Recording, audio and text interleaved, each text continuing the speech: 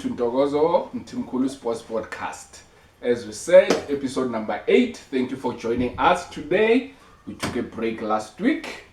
Thank you very much for joining us.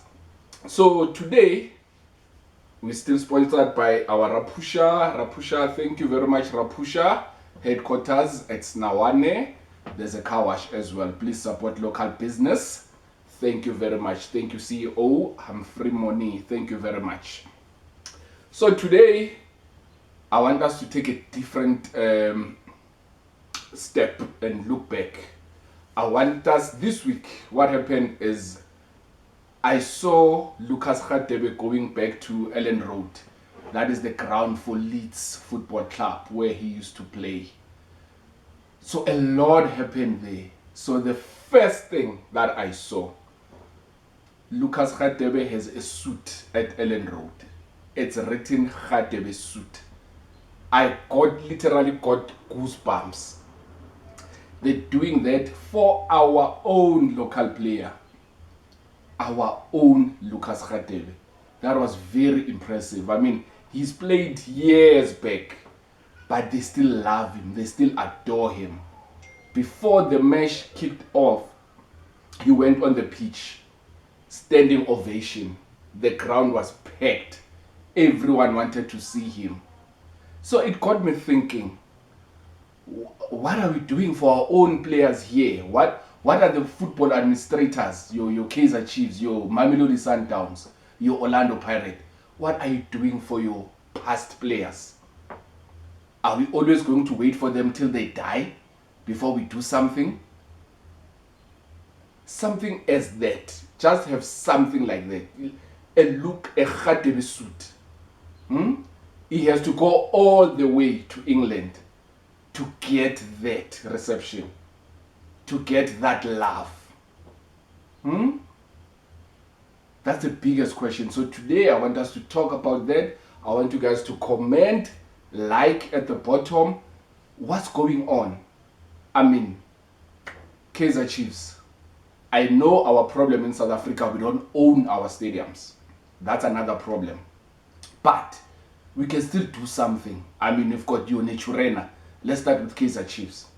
Why can't we have a Dr. Khumalo change room?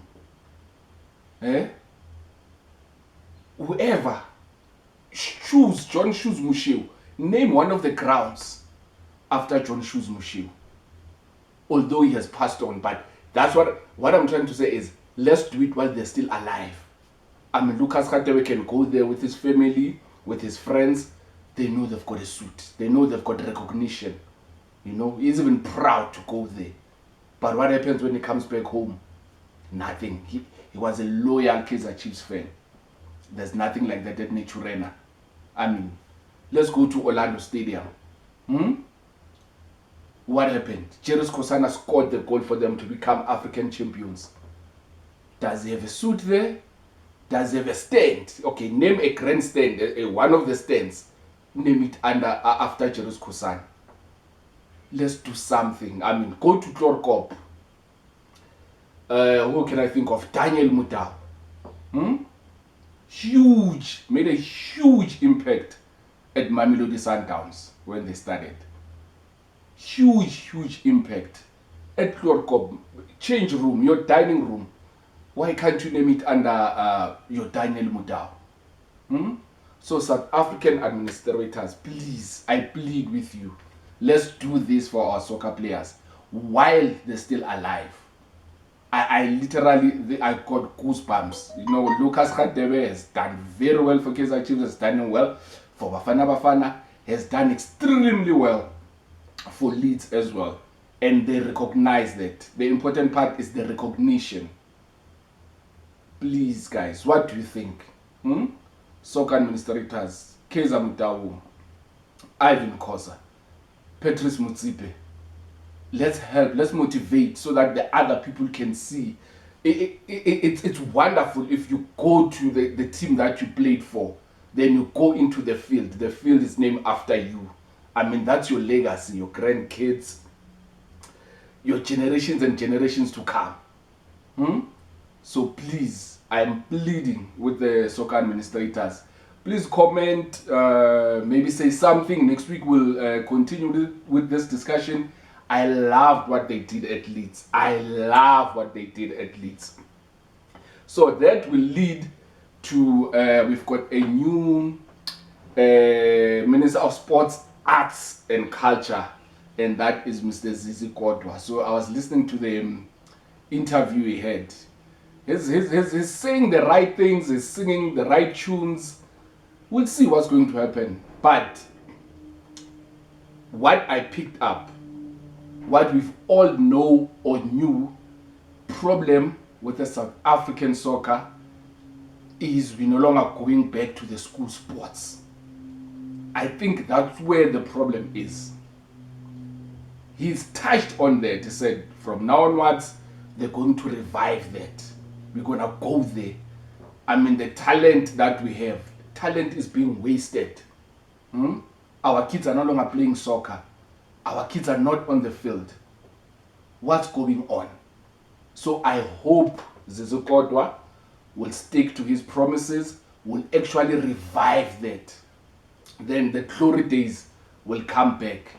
I solely wish his promises he does that. I'll make one example. On Friday, Mamelodi Sundowns was playing against Al Ahly, which was a beautiful game. We'll come to that.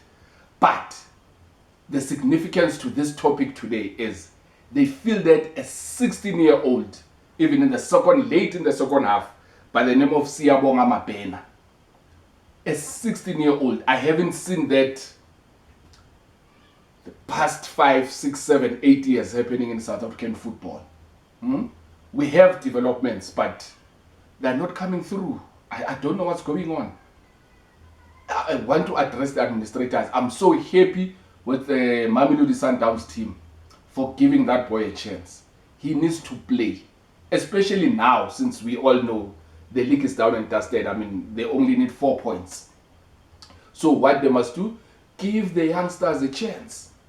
You know, there's a Diski challenge. Why can't we have those players being promoted just now? They've got nothing to lose now. They should concentrate on the Africa Cup. They can feel those boys. And also, I was talking to a friend of mine to say, okay, what really went wrong? Okay, I can see that it was sports, the school sports died down. But did we, as parents, as football lovers, do you have anyone do you have a child that you are trying to motivate? Do you have someone that you talk to say, okay, my boy, go to the gym? When last did you buy anyone soccer boots? I'm talking to my generation. I'm talking to the people that watch football, people that love sport. Besides your kids, is there someone, your neighbor, someone who's very talented? Do we support them? Do we go and watch the games? So guys, please, what I'm saying is, as I was saying to my friend, is it's this thing, you must want it to have it. You know, he even asked me to say, okay, why do, for example, African Americans, you know, when it comes to basketball and the American football, you know, the Africans, they make sure it is their way out of poverty. When they get to high school, that pushes them to get the good grades. So why can't we do it with our soccer here? The rugby people do it. You know, you've got your St. John's, your St. Stedians. I mean, Rabada is from the St. Stedians. They do that. But what happens to our soccer? That's what I'm worried about. The reason I'm talking about this as well is we can see now Bafana is going to go to qualifiers. But we still fielding old players. I'm still not sure about that team. I'm still not sure. But where is the problem? The problem is right at the grassroots level. So we no longer have that. There's no longer passion about our football.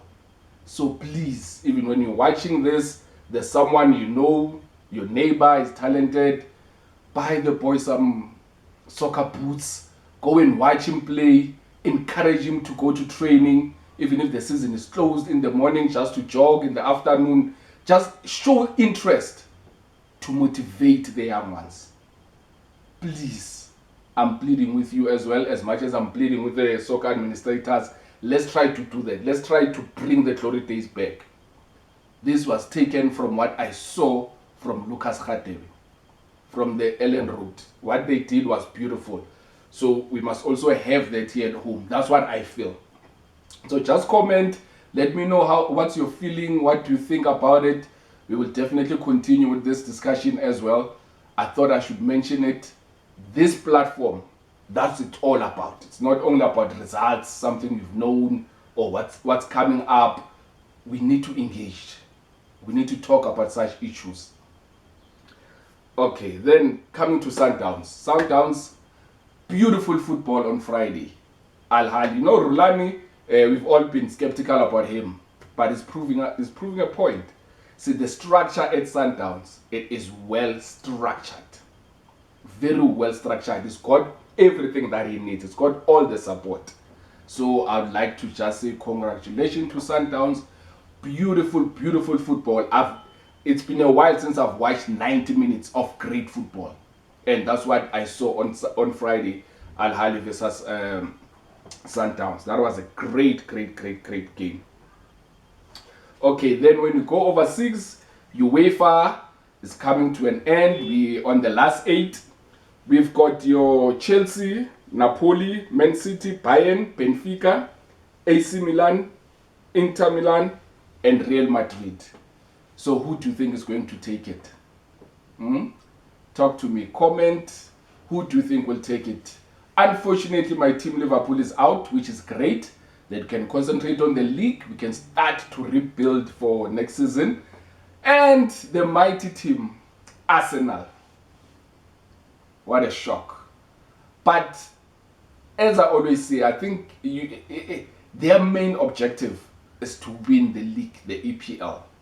So it's a win and lose. They must actually concentrate on the league, because the league is very interesting. But UEFA, last 8, the draw is coming up. We'll see who's going to play who from there. And it was announced as well on the soccer front, Gianni Infantino is re-elected for FIFA president, and that's his second term. What do you think of him after Sepp Blatter?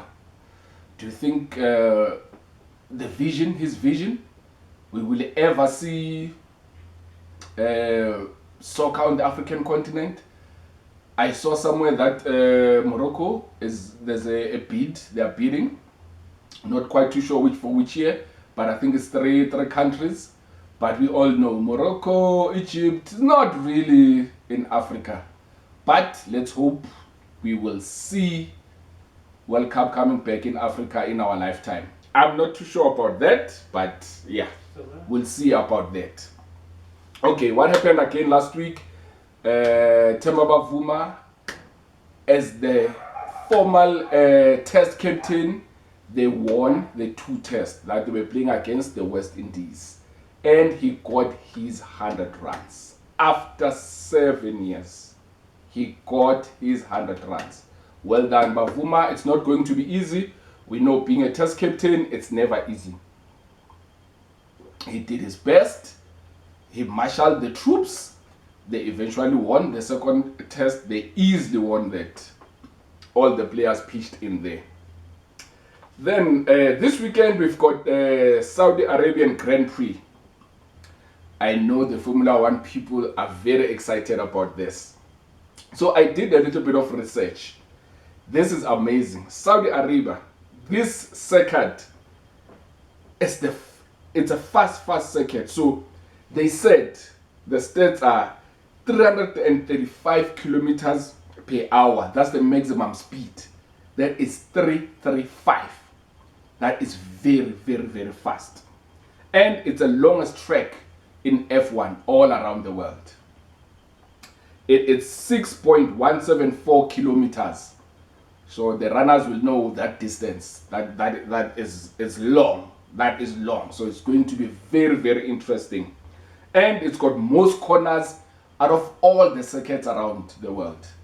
So all the F1 people, there are your stats.